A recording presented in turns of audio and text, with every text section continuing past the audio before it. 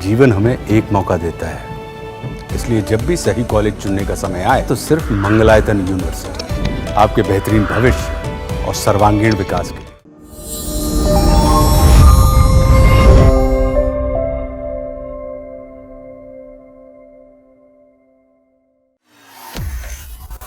दुनिया के कई देशों में कई राष्ट्रपति आए होंगे, कई राष्ट्रपति गए होंगे, लेकिन अमेरिका में डोनाल्ड ट्रंप जब से आए हैं तब से उन्होंने एक अलग ही तरह का तांडव जो है मचा रखा है, खासतौर पर टैरिफ को लेकर। हालांकि टैरिफ और सैंक्शन एक ऐसे टूल रहे हैं इन देशों के जो कि दूसरे देशों को दबाने के लिए काफ़ी कारगर रहे हैं। इसी कड़ी में डोनाल्ड ट्रंप लगातार सिर्फ भारत ही नहीं बल्कि कई देशों पर अपना टैरिफ बम जो है वो गिरा रहे हैं। लेकिन ट्रंप को रोकेगा कौन, ये बड़ा सवाल है।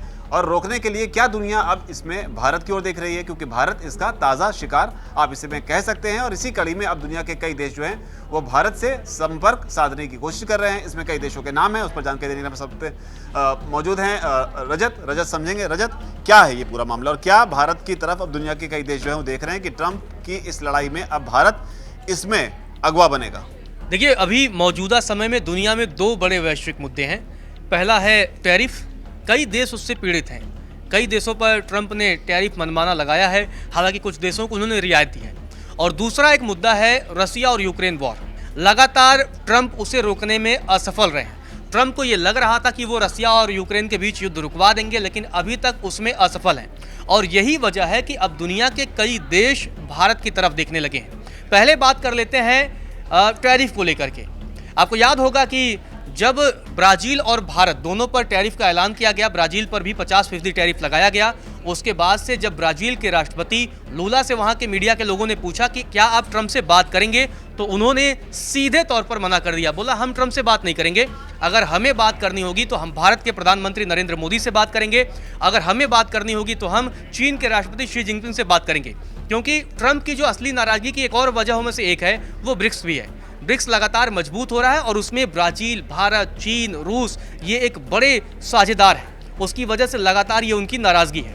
तो उसके बाद से होता क्या है, लूला भारतीय प्रधानमंत्री नरेंद्र मोदी को फ़ोन करते हैं और ये दोनों लोगों के बीच की जो बातचीत है वो 7 अगस्त को बातचीत होती है। और क्या बातचीत होती है, खुद प्रधानमंत्री नरेंद्र मोदी ने बताया था। उन्होंने बताया था कि दोनों देश व्यापार, ऊर्जा, तकनीक, रक्षा, स्वास्थ्य और अन्य क्षेत्रों में अपनी रणनीतिक साझेदारी को गहरा करने के लिए प्रतिबद्ध हैं। और साथ ही जो उन्होंने ऑफिशियली नहीं बताया, लेकिन निश्चित तौर पर टैरिफ को लेकर भी ब्राज़ील के राष्ट्रपति के साथ प्रधानमंत्री नरेंद्र मोदी की बातचीत हुई होगी।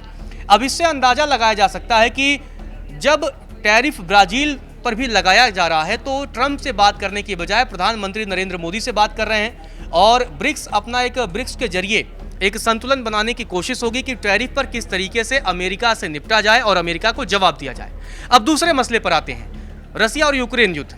लगातार लगभग 3 वर्षों से अधिक का समय लगभग हो रहा है और अभी तक सीज फायर की नौबत नहीं आई है। दोनों ही देश झुकने को तैयार नहीं है। हालांकि 15 अगस्त को ट्रंप और पुतिन के बीच मुलाकात होनी है, लेकिन अब ये नहीं कह सकते कि उसमें पुतिन मान ही जाएंगे। लेकिन इसके पहले क्या होता है, इसके पहले यूक्रेन और रूस दोनों देशों के राष्ट्रपति भारत के प्रधानमंत्री नरेंद्र मोदी से फ़ोन पर बातचीत करते हैं। अब ये देखिए कितनी बड़ी बात है कि 8 अगस्त को पुतिन और मोदी के बीच बातचीत होती है। इसके अलावा 11 अगस्त को जेलेंस्की के साथ बातचीत होती है। अब इसमें अपने आप में देखिए कितना इंपॉर्टेंट है, क्योंकि 8 अगस्त को पुतिन के साथ प्रधानमंत्री नरेंद्र मोदी की बातचीत होती है। ये बातचीत क्योंकि लगातार रूस को लेकर ही ट्रंप भारत को धमकी दे रहे हैं, तेल आयात को लेकर धमकी दे रहे हैं, तो उसे लेकर भी बातचीत हुई। लेकिन अब पुतिन के साथ क्या बातचीत हुई, तो प्रधानमंत्री नरेंद्र मोदी ने ट्वीट कर बताया था। प्रधानमंत्री ने कहा कि मैंने यूक्रेन पर नवीनतम घटनाक्रम साझा करने के लिए उन्हें धन्यवाद दिया। मतलब यूक्रेन के मसले पर भी पुतिन के साथ बातचीत हुई। इसके अलावा आपस में बायलैटरल मुद्दों पर भी बातचीत हुई और साथ ही कई मुद्दों पर और संभवतः टैरिफ वाले मुद्दे पर भी बातचीत हुई होगी। अब इसके बाद एक और बातचीत होती है, जेलेंस्की का फ़ोन आता है।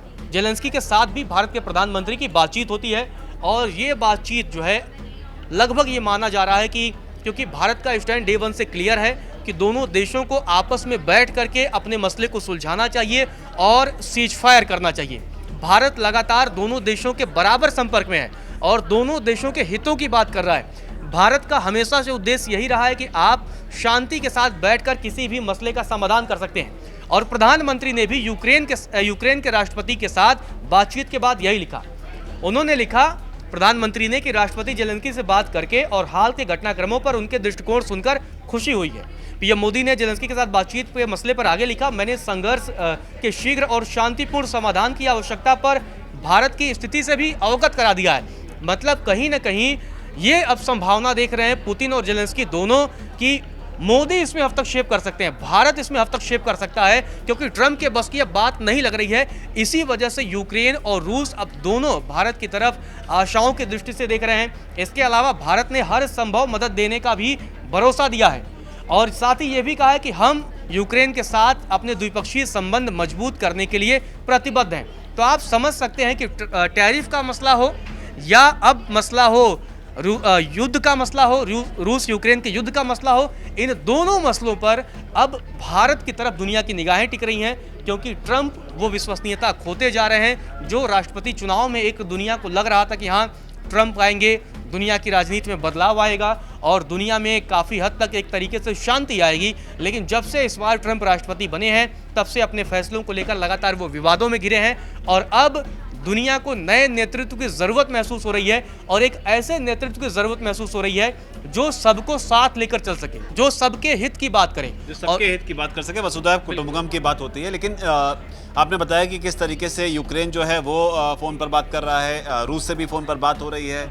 इसके अलावा हमने ये भी देखा कि चीन जैसा देश जिसके साथ हमारे मतभेद जो हैं गलवान में जो हिंसा हुई थी उसके बाद से लगातार बने होते हैं, वो भी अब कहीं ना कहीं भारत के साथ संपर्क साधना चाहता है। पीएम मोदी ने भी बता दिया कि वो चीन दौरे पर जाएंगे। इसको किस तरीके से देखते हैं? देखिए वही है, क्योंकि अब चीन को भी ये लग रहा है कि भाई भारत को साथ लिए बिना, क्योंकि पड़ोसी आप नहीं बदल सकते। अटल बिहारी वाजपेयी कहते थे कई बार आप दोस्त बदल सकते हैं, पड़ोसी आप नहीं बदल सकते।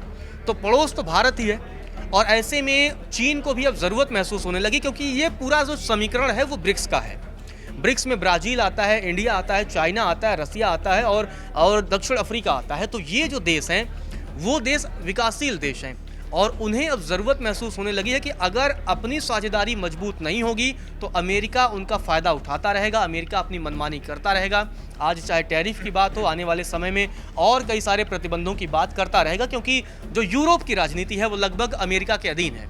नाटो के जरिए अमेरिका उस पर रूल करता है। तो ब्रिक्स अपने आप में अपना वर्चस्व बनाना चाहता है और यही वजह है कि ट्रंप लगातार जुड़े हुए हैं। तो ये अपने आप में एक बड़ी वजह, यही वजह है कि अब चीन हो, श्रीलंका की तरफ से भी बयान आया है कि श्रीलंका एक समय भारत के साथ संबंधों में थोड़ी खटास आई थी, लेकिन श्रीलंका भी लगातार अब भारत की तरफ देख रहा है और भारत के कह रहा है कि भारत हम आपके हर कदम में आपके साथ खड़े हैं। तो मतलब पूरी दुनिया के बहुत सारे मसलों को लेकर के अब दुनिया की निगाहें भारत की तरफ टिकने लगी हैं। बिल्कुल भारत की तरफ टिकने लगी हैं और श्रीलंका का भी जिक्र किया रजत ने। श्रीलंका की तरफ से भी बयान आया जिसमें कहा गया कि जब हमारे मुसीबत का दौर था तो भारत हमारे साथ खड़ा हुआ था, तो अब श्रीलंका भी भारत के साथ खड़ा रहना चाहता है। और जहाँ तक बात है ब्रिक्स की, इसमें जो है रूस और चाइना जैसे महाशक्तियाँ भी हैं। तो अब देखना होगा कि इसमें चीज़ें आगे किस तरीके से मूव करती हैं। लेकिन फिलहाल यही है कि ट्रंप के टैरिफ वॉर के बाद में अब दुनिया कहीं ना कहीं भारत से जुड़ना चाहती है, क्योंकि भारत इस मामले में फिलहाल जो है टारगेट नंबर 1 ट्रंप का बना हुआ है। भारत इस पर किस तरीके से रिटेलिएट करेगा, क्या 15 अगस्त के बाद जो 15 अगस्त को जो बैठक होगी उसका इंतजार होगा। इसके अलावा खबर ये भी है कि जयशंकर जो है वो रशिया जाएंगे, मोदी जो है वो चीन जाएंगे।